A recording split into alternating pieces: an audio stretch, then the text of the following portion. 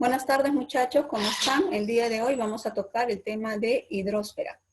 Vamos a hablar acerca del recurso agua que está, pues, ¿no?, formando parte de nuestro planeta. Cuando nosotros hablamos de los elementos que forman parte de la Tierra, hacemos mención, ¿no?, de lo que es geósfera, atmósfera y también hidrósfera. Si ustedes recuerdan, ya anteriormente habíamos hablado respecto de geósfera, ¿no?, en el primer trimestre, en los primeros meses. Posteriormente pasamos a hablar de atmósfera e inclusive hablamos acerca también no solamente de clima, de tiempo atmosférico, sino también del problema del calentamiento global, ¿no? Si lo recuerdan bien. Y a partir de esta clase en adelante vamos a hablar respecto de lo que es la hidrósfera, ¿no? ¿Qué cosa es la hidrósfera? Bueno, la hidrósfera vendría a ser la capa de agua que va a cubrir a nuestro planeta, ¿no? Y que miren, está cubriendo el 70% de la superficie de todo el planeta. Es decir, si nosotros tuviéramos el globo terráqueo, veríamos que hay mayor espacio, ¿no?, ocupado por los océanos, los mares, ¿no es verdad?, que en las áreas continentales. Solamente el 30% de la superficie terrestre está representada, ¿no?, por los grandes continentes, y el restante, ¿no?, vendrían a ser depresiones en donde se contiene, claro, donde se contiene el mayor volumen de agua. ¿No es así? Esa vendría a ser la hidrósfera. Ahora bien, ¿cómo es que se forma el agua en el planeta, ¿no? ¿Cuál es el origen del agua que tiene la Tierra? Bueno, sabemos muy bien que la Tierra se originó hace miles de millones de años, ¿no? Entre los 4.500 a 4.600 millones, ¿no?, millones de años atrás, ¿no? Y una de las condiciones que generó el desarrollo del agua tiene que ver, pues, con, primero, la actividad volcánica, ¿no? Cuando la Tierra poco a poco empieza a enfriarse y la actividad volcánica, ¿no?, se va intensificando también, esta actividad va a ir liberando ¿no?, al ambiente una serie de elementos. Dentro de ellos, por ejemplo, el dióxido de carbono, va a liberar azufre, pero también va a liberar vapor de agua en gran cantidad. Ese vapor de agua, muchachos, va a terminar condensándose, ¿no?, en el ambiente, va a formar nubes gigantescas que se van a precipitar fuertemente. Se dice que hay una etapa en la evolución de la Tierra que forma parte de lo que sería la era zoica, en la que se produjeron fuertes precipitaciones, lluvias intensas, durante un periodo muy prolongado, durante miles de años. Y estas fuertes precipitaciones, como si fuera un diluvio, ¿no es verdad?, interminable, dieron como resultado la conformación de lo que serían, pues, los océanos primigenios, ¿no?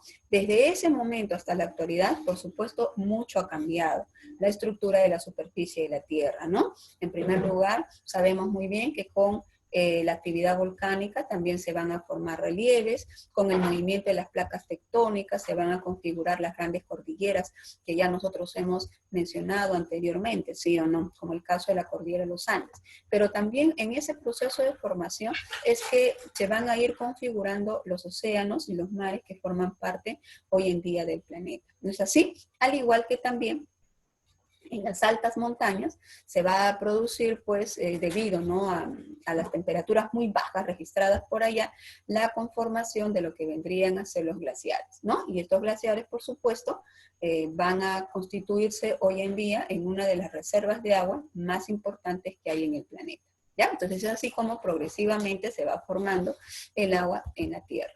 Ahora, pero ¿de qué tipo de agua nosotros podemos hablar? Bueno, existe en el planeta, digamos, dos tipos de agua, ¿no es verdad? Una que sería el agua salada y la otra que vendría a ser el agua dulce, ¿no es verdad? ¿Cuál de las dos es la que existe en mayor volumen, en mayor cantidad? ¿El agua salada o el agua dulce? El mayor volumen de agua obviamente lo va a representar el agua salada, ¿no es verdad? Miren, el agua salada que conforma a los océanos, a los mares, ¿no es verdad? E inclusive algunos lagos de origen residual, ¿ya? Habrían de representar el 97% del total de agua que hay en el planeta. O sea, tenemos más agua salada que agua dulce en la Tierra. Un ratito estoy explicando, ¿ya? Y el agua dulce tan solamente representa el 3%. Disculpe. Bien, entonces estábamos hablando respecto del agua salada y el agua dulce y decíamos que el agua dulce solo representa el 3%, ¿ya? Ahora, este 3% obviamente va a representar a lo que vendría a ser, pues, los ríos, los arroyos, ¿no? Al igual que ello, lo que serían también, pues, las lagunas, ¿no? El agua de los lagos, el agua del subsuelo y el agua que vamos a encontrar en estado sólido, ¿no? Formando parte de los casquetes polares, como también de lo que vendría a ser, pues, los glaciares, ¿no? Que hay en las zonas continentales. Es decir, nosotros sabemos muy bien, chicos, que en el caso del ser humano, el ser humano depende del agua dulce, ¿no es así? Pero no es el que más abunde, es más bien el más escaso de las aguas que vamos a encontrar en el planeta. ¿Correcto? Así que de ahí ya viene el gran problema, ¿no? El problema respecto del abastecimiento de este recurso hídrico a gran parte de la población mundial. Somos 7.000 millones de habitantes en todo el planeta y no todos tenemos, pues, la oportunidad de aprovechar el agua como se debe. En muchos lugares del mundo, muchachos, el agua es un recurso no solamente escaso, sino carísimo e inclusive es causa también de guerras, de enfrentamientos. ¿Ya? ¿Por qué? Porque como es escaso, la gente se enfrenta por ello, ¿no? Y en muchos lugares del planeta, muchachos, el agua está inclusive siendo turbia, es aprovechada por, ¿no? por la población para poder alimentarse, para poder, ¿no? Pues preparar, ¿no? sus alimentos diarios, para bañarse, etcétera, ¿no? Entonces, obviamente, esa situación conlleva, pues, a una alta tasa, ¿no? de mortandad, principalmente infantil, a consecuencia del uso de agua contaminada, ¿no? Que, por supuesto, es producto de la intensa actividad, ¿no? que ha desarrollado el hombre en los últimos tiempos, como vimos en el tema de calentamiento global. ¿Se acuerdan? ¿No? Que decíamos que el hombre y las industrias y las otras actividades están contaminando el planeta, ¿sí o no? Ya, pues ahí también entra el aspecto del recurso hídrico. ¿Ya? Entonces recordemos, 97% agua salada y 3% agua dulce. Ahora, profesora, de ese 3% de agua, ¿cuál vendría a ser el más abundante? ¿El agua que forma parte de los casquetes polares y de los glaciares? ¿El agua que hay en el subsuelo? ¿O el agua que hay en la zona continental, ¿no? Como el caso, por ejemplo, de los ríos, arroyos, lagos, lagunas. ¿Cuál crees tú que sea el más abundante? ¿Dónde habrá más agua dulce? ¿En los glaciares, los casquetes polares, en el subsuelo o en la superficie continental? En los glaciares. Claro, ¿no? Los glaciares. Claro. Dicen que de toda el agua dulce que hay en el planeta, chicos, ¿ya? El agua contenida en los glaciares, en los casquetes polares, ¿no? Esas enormes capas de hielo, miren, de toda el agua dulce representa el 68,7% del volumen total, ¿ya? Es decir, el mayor volumen de agua dulce que hay en el planeta está en estado sólido. ¿Y lo podemos utilizar, no? Inmediatamente, no. Esa es la reserva de agua para el futuro. Pero esa reserva de agua, como ya hemos visto en el tema de calentamiento global, se está perdiendo, ¿sí o no? Como consecuencia, pues, del aumento de la temperatura en el planeta, ¿no? Luego tenemos que el 30,1% representa las aguas subterráneas, el agua que está debajo del suelo. Profesora, ¿que también hay agua en el subsuelo? Claro. Si no, ustedes recuerdan, por ejemplo, antiguas civilizaciones, ¿se acuerdan el año pasado? Cuando tocamos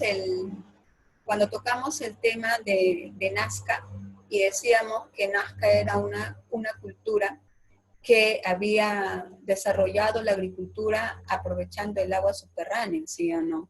Entonces ahí vemos a una civilización dependiendo de las aguas del subsuelo, ¿ya? O también llamada la napa freática, ¿correcto? Hoy en día, ¿se utiliza el agua subterránea? Sí, sí se usa. Inclusive la actividad industrial en muchos sectores de nuestro país aprovecha el agua subterránea, ¿correcto? Pero la gran mayoría, el mayor volumen de estas aguas subterráneas se pierden. ¿Dónde, profesora? ¿Dónde van a parar? Como si fuesen, ¿no?, ríos, pero subterráneos. Estos corren desde la zona del continente hacia los océanos, ¿ya? O sea, terminan en los océanos, ¿ya? Y el otro porcentaje que sería el faltante, que es un 0,9%, como ustedes notan en la imagen, ¿ya? Va a estar conformado, pues, por ¿no? Ríos, ¿no? Por lagos, lagunas que habíamos comentado. Por lo tanto, ¿no? Si yo a ti te pregunto en evaluación, ¿no? El mayor porcentaje de agua dulce está contenida en, tú vas a responder, los glaciares y los casquetes polares, ¿no es verdad? Y el menor porcentaje de agua dulce lo contienen los ríos, arroyos, lagos y lagunas, ¿correcto? Y es justamente de ellos que nosotros dependemos. Por ejemplo, en el caso de Lima, la ciudad, ¿no?, más poblada del Perú. La ciudad de Lima depende de las aguas de qué río o qué ríos. ¿Qué ríos abastecen de agua al río Rima? Ya lo dije, ¿no? El río Rima, el río Chillón, el río Lurín. ¿Tú sabías que el río Rima por sí solo no podría abastecer a Lima? Existe un sistema de trasvase, o sea, ¿no? Sacan aguas de la región andina, exactamente, ¿no? De la zona de Marcapomacocha, para desplazarlo hacia el río Rima, y así pueda abastecer la gran demanda de este recurso hídrico en la capital del país. ¿Ya? Igual sucede con muchos ríos en la zona de la costa, que por sí solos no podrían abastecer a las grandes ciudades, sobre todo superpobladas, de la costa de nuestro país, ¿no? Y eso obviamente a nivel mundial también se repite de la misma forma. Ahora, miren, de ese 0,9% de agua que forma parte de los ríos, lagos, lagunas que hemos comentado, ¿ya? De ese 0,9%, el mayor volumen lo representan los lagos y las lagunas, seguido por las aguas contenidas en los pantanos, y miren cuánto representan los ríos. Miren, de todo el agua dulce contenida en la superficie continental, que como tú ves en la imagen es 0,9%, ¿no? En ese bloquecito marrón, ¿no? Ya, de ese 0,9%, ¿ya? El 2% vendría a representar a los ríos. O sea, ¿a qué conclusión tenemos que llegar? Que los ríos representan el menor volumen de agua, ¿no?, que vamos a encontrar en la superficie continental, ¿ya?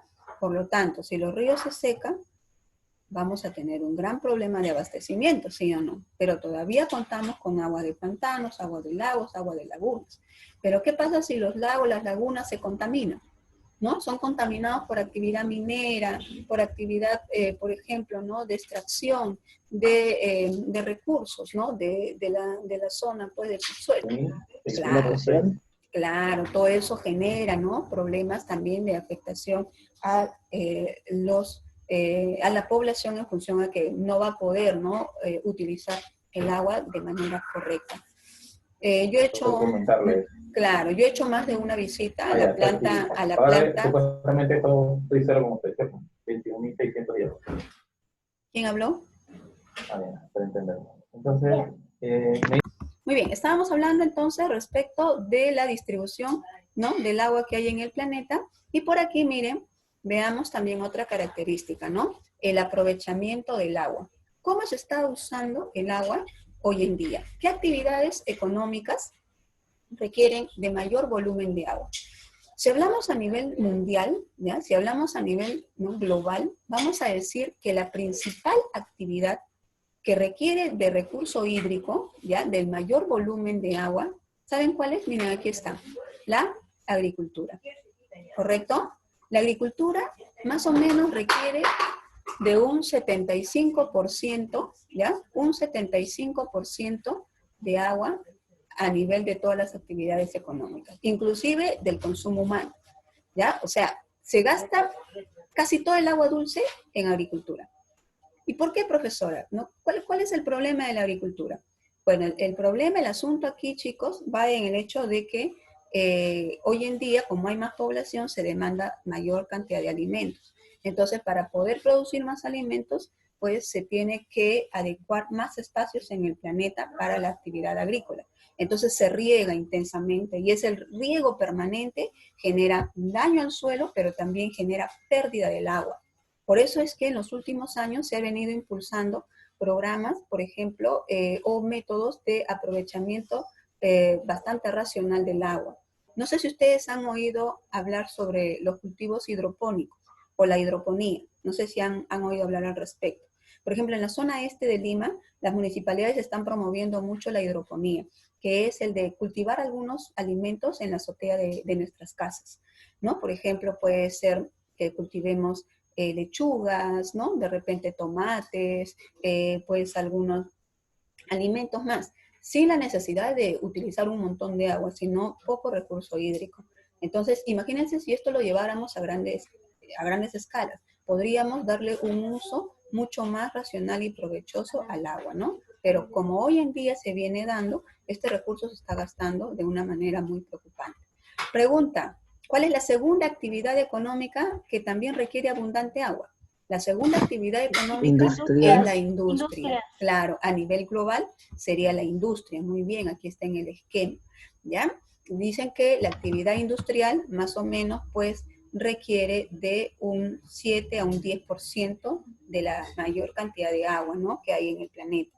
¿Ya? Eso es a nivel global. ¿Ya? Y lo otro verdecito que ustedes están viendo aquí en el esquema, que dice municipios, ¿saben a qué hace referencia? A ver, un ratito. Hace referencia a lo que vendría a ser el consumo humano, ¿ya? O sea, el abastecimiento de la población directamente, ¿no? Para preparar sus alimentos o para bañarte, para lavar tu ropa, hacer tu casa, etcétera. ¿Ya? Esto a nivel global vendría a ser pues en menor proporción respecto de lo que es la agricultura y la actividad industrial, ¿no? Se dice que más o menos para el abastecimiento directo de la población estamos hablando de un 6 a 7%, ¿correcto? O sea, con ese volumen se trata de abastecer, ¿no? A toda la población a nivel mundial. Entonces aquí vemos en este esquema que se prioriza, ¿no? La agricultura, se prioriza la actividad industrial y en tercer lugar pues está, ¿no? El consumo directo. Eso es a nivel global, vuelvo a repetir. En el Perú, el esquema varía un poquito. En el Perú, también la agricultura es la principal actividad que usa agua. Pero ¿saben qué le sigue? El uso doméstico. ¿Ya? El uso doméstico es el consumo directo que nosotros le damos. ¿No es verdad? Para lo que habíamos comentado. ¿Ya? Y en tercer lugar estaría la actividad industrial. ¿Por qué, profesora? Bueno, es que el Perú tampoco no tiene una industria altamente competitiva, ¿sí o no? No tiene una industria a gran escala, pero sí hay muchísima población. Ahorita estamos ya con aproximadamente 32 millones de habitantes, ¿no? Es digamos, una población bastante considerable que también demanda de agua. Y sabemos muy bien que, incluyendo la capital, hay muchas zonas de la capital del Perú en donde la gente no tiene agua, no tiene acceso al agua. ¿No es verdad? Tiene que esperar a que venga pues un camión cisterna que les pueda dejar, ¿no? En sus depósitos pues el agua y el costo que pagan es sumamente exorbitante, es muy alto, ¿no es verdad? Esa es una situación que se da pues en nuestro país. A ver, ¿cómo está distribuido el agua en la Tierra? Se distribuye obviamente, como ya decimos, ¿no? Mares, océanos, el agua dulce, ¿no? Que forma parte, ¿no? De los glaciares, de las aguas subterráneas, ¿no es verdad? Al igual que también lo que vendría a ser, pues, los ríos, etcétera, ¿no? Y acá vamos a hablar nosotros de la distribución del agua salada en el planeta, ¿ya? Miren aquí, miren, este planisferio sí lo conocemos todos, ¿sí o no? Aquí, por ejemplo, observamos, ¿no? A los grandes océanos del planeta. ¿Cuántos son, chicos? ¿Cuántos océanos tenemos? 6. 6.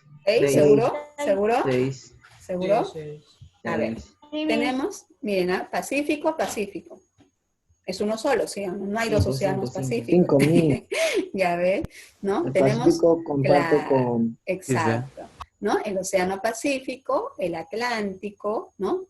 El Índico, el Ártico y el Antártico. No son 6 océanos, sino son 5 océanos. Profesora, pero aquí está partido. Es que es un planisferio, pues es un documento plano. ¿No es verdad? Entonces, si viéramos, claro, si viéramos, exacto, el globo terráqueo, ahí veríamos pues a todo el Pacífico junto, unido, ¿no es verdad? Sí, y muy bien, como lo dijo su compañero, el Pacífico es el océano más grande que vamos a encontrar en el planeta.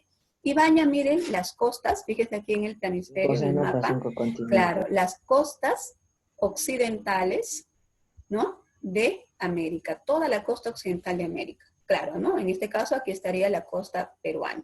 ¿No es así? Luego también, fíjense aquí en el gráfico que va a bañar las costas orientales de Asia. ¿no? Costas como por ejemplo la de Rusia, Japón, China, ¿no es verdad? Habría de ser bañada por el Océano Pacífico, al igual que la zona de Asia insular y también Oceanía, ¿sí o no? Nueva Zelanda, ¿no es verdad? Al igual que lo que vendría a ser Australia, ¿no? La zona de la Polinesia, Micronesia, Melanesia, ¿no? Toda esa área también vendría a ser bañada, pues, por las aguas del Océano Pacífico en parte, ¿ya? Entonces aquí vemos que sí, pues, es un océano grande, un océano que baña, ¿cuántos continentes? Acá hay 1, ¿no es verdad? 2, 3 continentes, ¿no? 3 grandes continentes. ¿No es así? Le sigue en extensión el Océano Atlántico, ¿no? Fíjense ustedes, el Océano Atlántico está bañando las costas orientales de América. América también es bañada por el Océano Atlántico, ¿ya? Fíjense aquí. Pero en este caso estamos hablando, vuelvo a repetir, de la parte oriental, ¿no? Aquí también está lógicamente las costas de Canadá, Estados Unidos, México, América Central continental, el Caribe, Sudamérica, ¿no? Territorios como el caso de Colombia. Por ejemplo, Colombia es un país bioceánico, porque Colombia es bañado por el Océano Pacífico como también por el Océano Atlántico, ¿ya? Ahí, al igual que ellos tenemos, pues, ¿no? Territorios como el de Guyana, Guayana Francesa, ¿no? Surinam, Venezuela, por ejemplo, bañado por el Atlántico, Brasil, Argentina, ¿no es verdad? Al igual que Uruguay, también bañados por las aguas del Océano Atlántico, ¿ya? Eso es en América. Y en Europa, ¿no? Claro, toda Europa occidental, ¿no es verdad? Como ustedes se fijan acá, una porción del Océano Atlántico sería el mar Mediterráneo que está acá, ¿ya? Pero, bueno, un mar en comparación con un océano es una pequeña porción, ¿no es verdad? Del océano, ¿correcto? También vemos que baña la costa occidental del continente africano, ¿ya? Y por aquí tenemos al Océano Índico, ¿no? En el Océano Índico vamos a ver que encontramos, pues, a las costas orientales de África, las costas del sur de Asia, ¿no? Y también las costas occidentales de Oceanía, ¿no? Entonces, el océano más extenso, el Pacífico. Le sigue en extensión el Atlántico, ¿no es verdad? El océano Atlántico, a su vez, se va a caracterizar porque es uno de los de mayor tráfico comercial. Es uno de los océanos donde se desarrolla intensamente la actividad comercial. El Mediterráneo también cumple una función importantísima para el tráfico comercial entre lo que es Europa y el continente africano. Acuérdate que el Mediterráneo forma parte del Océano Atlántico, ¿ya? El Océano Índico es uno de los océanos más contaminados que hay en el mundo, muchachos. Aquí la alta concentración de población en las costas de la península del Indostán, donde está, por ejemplo, India, ¿no? Pakistán, al igual que las costas orientales de África, también pues registran problemas, ¿no? Muy elevados a nivel de contaminación de este océano, debido a actividad industrial, ¿no? Debido pues a prácticas de ¿no? extracción de recursos naturales, entre otros. Luego tenemos ya océanos como el Ártico, que está al norte, y el océano glaciar antártico que se encuentra en el hemisferio sur, ¿no? Entonces aquí tenemos a los grandes océanos. Bien, y también, miren, vamos a mostrar aquí una forma más de clasificación de las aguas que está mencionada en el texto que ustedes tienen, ¿ya? Que habla respecto de las aguas lóticas, de las aguas lénticas, de las aguas freáticas y las aguas atmosféricas. ¿Por qué? Porque no solamente hay agua en estado líquido y en estado sólido, también tenemos agua en estado gaseoso, ¿sí o no? Y esas aguas en estado gaseoso vendría a ser el vapor de agua que está contenida, como sabemos muy bien, en la atmósfera. A ver, pregunta chicos, para recordar los temas anteriores. ¿En qué capa de la atmósfera se concentra el mayor volumen de vapor de agua? ¿Qué La capa? atmósfera. Atmósfera. La Atmósfera. Atmósfera. Atmósfera. Claro, la atmósfera, pero también es conocida como, la primera sería la troposfera, ¿no? Ahí tenemos, Troposfera. claro, ahí tenemos muy bien el mayor volumen de vapor de agua, ¿no? A ver, mencionemos ya, en el caso de las aguas lóticas, dice, se desplazan sobre superficie terrestre, ¿ya? Estas aguas lóticas se caracterizan porque tienen movimiento, ¿ok, muchachos? O sea, corren, ¿no? Se desplazan, fluyen, ¿ya? Sobre el área continental. Dentro de ellos tenemos a los ríos, a los arroyos, los riachuelos, etc. ¿no? Y dice, representa una de las principales fuentes de abastecimiento hídrico para la población y las actividades, cosa que habíamos estado comentando, ¿no es verdad? Respecto de las actividades, ¿ya? De las actividades económicas, ¿ya? Lénticas, ¿léntico a qué vendría a hacer mención? ¿Léntico de qué sería? ¿Está en movimiento? Son aguas que se van a encontrar acumuladas, dice, sobre la superficie terrestre, ¿no? Se encuentran en depósitos, ¿ya? En depresiones de la superficie de la Tierra. Por ejemplo, aquí tenemos a las aguas que forman parte de los lagos, las lagunas, ¿no? De los pantanos, etcétera, ¿ya? Y tenemos también aquí las aguas freáticas, que se encuentran en el subsuelo, ¿ya? Que van a formar parte de también un recurso importante, como comentábamos hace un rato, de la actividad industrial. Y las aguas atmosféricas, que ya pues no es el vapor de agua que habíamos señalado, ¿correcto? Profesora, una pregunta, ¿el agua es un recurso natural? ¿Cuál sería la respuesta? ¿El agua es un recurso natural, sí o no?